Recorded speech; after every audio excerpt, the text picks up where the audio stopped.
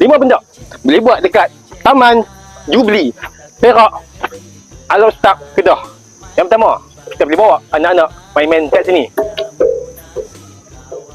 Nombor 2, boleh buat apa? Ni, bersukan. Video dia macam-macam. Nombor 3, apa kita boleh buat? Kita boleh berkelah.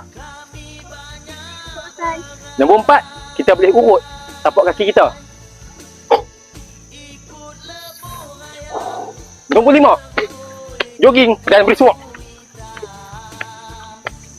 Jadi sambil kita main ke sini, isi masa lapang, boleh juga kita bina stamina kita untuk tunaikan umrah nanti. Tambah pula kami, Kembaran Sufah Utara ada menawarkan kat sini pakej umrah Geng Utara, di mana pakej ni sangat istimewa kerana kita akan bergerak bersama-sama dari utara ni ke KLIA dan terus terbang ke Mekah lah.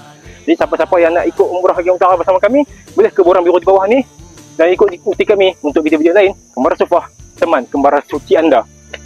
Rasanya